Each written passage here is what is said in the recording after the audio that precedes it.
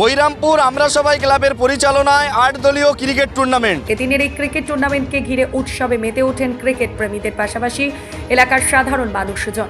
বাসন্তী হাইওয়ের ভাঙড়ের বৈরামপুরের আমরা সবাই ক্লাবের যুবকদের উদ্যোগে অনুষ্ঠিত হয় ক্রিকেট টুর্নামেন্ট, যে খেলায় অংশগ্রহণ করেন বিভিন্ন এলাকার নামি দামি ক্রিকেটাররা।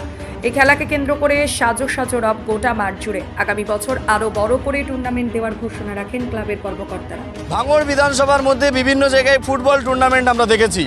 একটি নতুনত্ব খেলা এবং ক্রিকেট আস্তে আস্তে বাঙালিদের মধ্যে থেকে হারিয়ে যাচ্ছে, সেই ভাবনাকে সামনে রেখে বৈরামপুর আমরা সবাই ক্লাব এবং ফটিকদা সহ এই এলাকার একজাক যুবকদের সহযোগিতা এবং মোল্লাদা সহ এই টিমের যারা অর্গানাইজ করেছেন অত্যন্ত ভালো একটি ক্রিকেট টুর্নামেন্ট, যার প্রথম পুরস্কার হিসাবে রয়েছেন নগদ 10,001 টাকা সহ সুধীর সোপানের ট্রফি, এবং রানার আপ যারা হবেন তাদেরকে দেওয়া হবে নগদ 8,001 টাকা সহ সুধীর সোপানের ট্রফি। এক ঝাঁক অতিথি নিয়ে আজকের এই খেলার শুভ সূচনা হয় এবং 8টি দল বাংলার বিভিন্ন জায়গা থেকে এই খেলায় অংশগ্রহণ করেন এবং এই খেলা জুড়ে মানুষের একটি আবেগ উন্মেদনা রয়েছেন যে ফুটবল বিভিন্ন জায়গায় হলেও এই ক্রিকেট কিন্তু আস্তে আস্তে হারিয়ে যাচ্ছে। আগামী দিন এই ক্রিকেট সাধারণ মানুষের সহযোগিতা থাকলে আরও বড় হবে, এমনটাই জানাচ্ছেন ফটিকদা সহ এই ক্লাবের কর্মকর্তা। আমরা বৈরামপুর আমরা সবাই ক্লাবের পক্ষ থেকে এই ক্রিকেট টুর্নামেন্ট আয়োজন করেছি।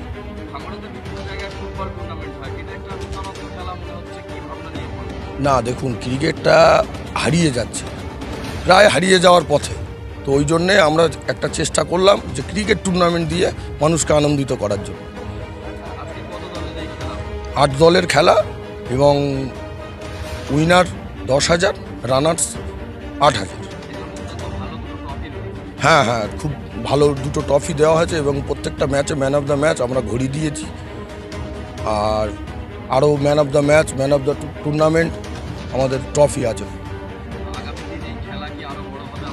হ্যাঁ, চেষ্টা তো করছি, সকলের সহযোগিতা থাকলে অবশ্যই আরও বড় করে দেওয়ার ইচ্ছা আছে।